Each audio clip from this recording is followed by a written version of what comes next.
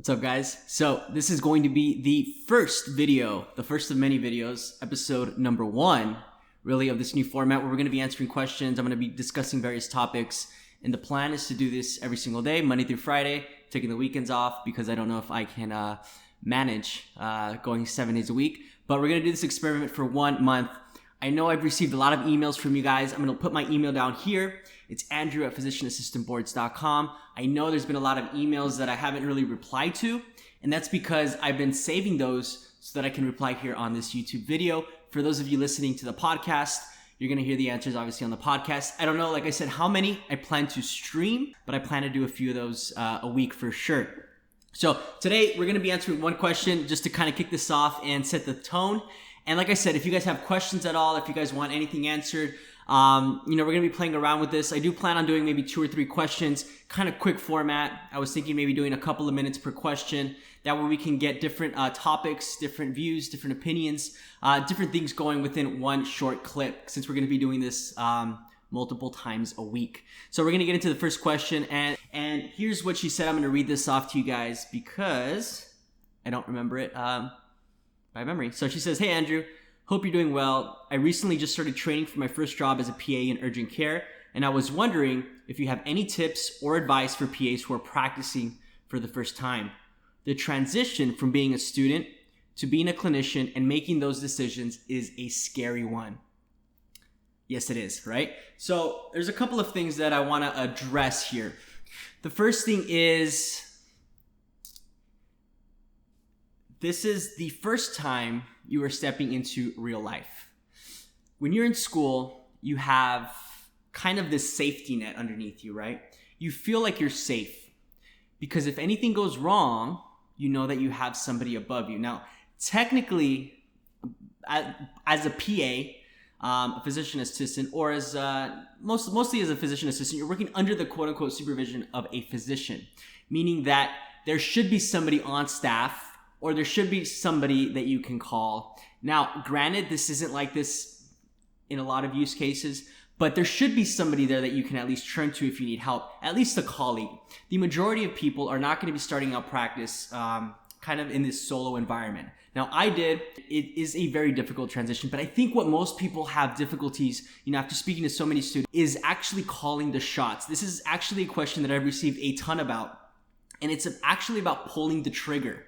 Because now you are deciding what the treatment is. Now you're deciding what imaging study needs to go. Now you are deciding to treat empirically without really knowing what the diagnosis is. It's not simply bubbling A, B, or C. It's not filling in the blank. It's not answering review questions. It's not even reading books anymore. Now you have this person who's in front of you who has a problem that needs your help, right? And when you don't have all the information, for example, I'm in family practice. I see a patient and they come in.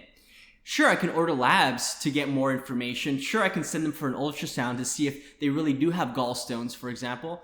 But guess what? I'm not going to have the ultrasound in the next 30 minutes. This is family practice. They need to go out and get a referral. Now, if we think it's urgent, obviously I'm going to send them to the ER. My point is, I need to treat empirically. And it's very difficult for students to actually feel confident in their decision. It's very difficult for students to feel assured that they know enough to treat empirically. And the big thing that we need to take away here is patients don't always want an answer. And as a new graduate, you often feel compelled to have to give them an answer. You feel this need that if you don't know what's going on immediately, that you fail them. Truth is, patients, for the most part, there's obviously exceptions to everything, but for the most part, don't care if you have a diagnosis. They care that you probably have some idea. They care that you know which direction you need to go, i.e., write up a quadrant paint, maybe get some LFTs, maybe send them for an ultrasound. They care that you're going to help them in their pain, right? So maybe you can give them some pain medication, some ibuprofen, maybe a shot of Tor, whatever, right? Whatever the scenario might be, to make them feel better. But really, at the end of the day, you know what they care about? They actually just want to know you care. They want to know you're going to do everything in your power to make them feel better. Whether that's referring to a GI, whether that's sending for an ultrasound, whether that's giving medication, whether that's simply sitting in the room with them, listening to their problems. So the big takeaway, or the big thing that I want to get across is, it's okay if you don't know the answer.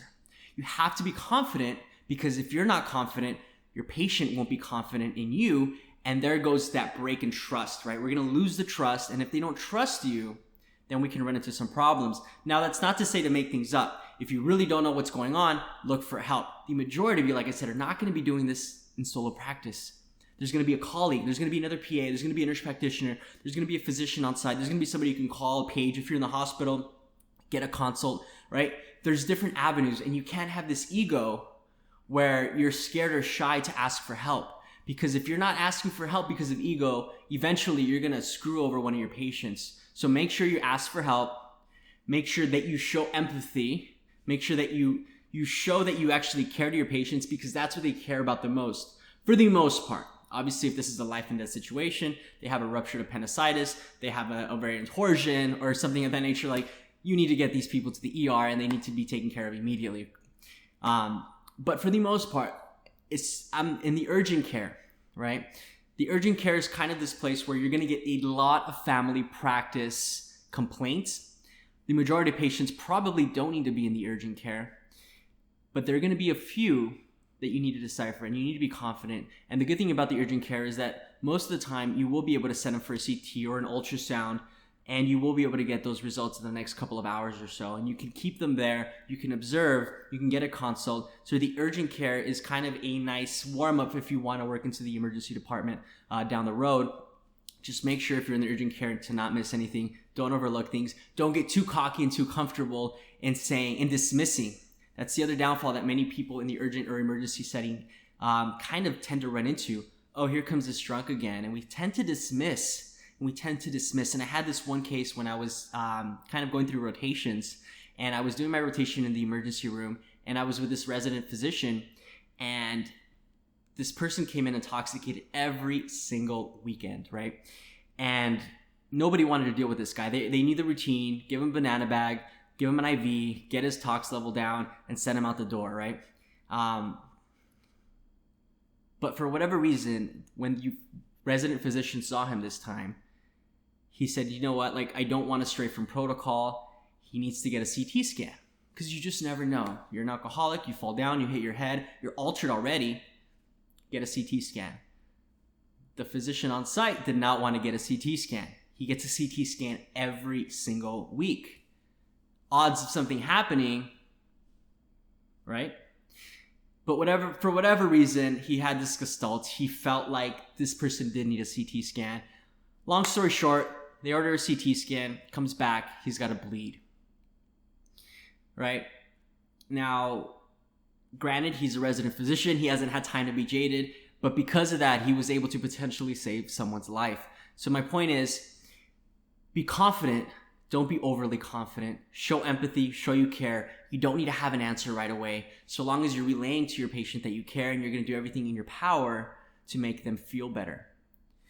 Feeling confident in your ability as a practitioner is going to take a lot of time, especially after PA school. If you're a physician assistant graduate, you're in school for 2 years, the enormousness of medicine is an understatement. There's so much to learn. There's so much to know. There's so many nuance that it's impossible to know everything at all times. Hence the different specialties, right? Hence people focusing on just one area of medicine, i.e. the heart, i.e. the kidney, i.e. OB-GYN, right? You have the cardiologist, nephrologist. They focus in on one thing because there's so much to know. So don't be too hard on yourself. You're young. You have time. You're going to figure it out. Don't forget to ask for help. This was today's question. I know I went over, I rambled on a little bit, but I'm going to keep these short and concise. The plan is to do 2 minutes, 3 minutes maybe, answer different questions, and we're going to start kicking this off. This was the first video. We're going to be doing this every day, Monday through Friday. Started in the middle of the week this week. I had a lot of things I had to catch up on. I'm kind of slowly getting there. But if you have any questions, you can email me. A couple of ways to reach me. You can reach me via email. I'll put it here, andrew@physicianassistantboards.com. You can send me a message either on my personal Instagram, which I'll put here as well, or you can send me a DM, a direct message on the PA Boards Instagram, which you can find here as well. All three methods work, and I will do my best. And let's see if we can get this thing going. If you have any friends, if you know anybody that this might be beneficial to, Please, please, please subscribe, leave a comment, like. The more people we can get in here, the better this thing can grow, and the more valuable this is going to be for everybody. I appreciate everyone's support. If you're listening on the podcast, I really appreciate your guys' support. That was the first medium that we started. Last year in 2016, we hit the 1 million download mark, which was a big deal. And now we're trying to do the same over here on YouTube. So thank you so much for listening, and I'll see you guys tomorrow. Take care.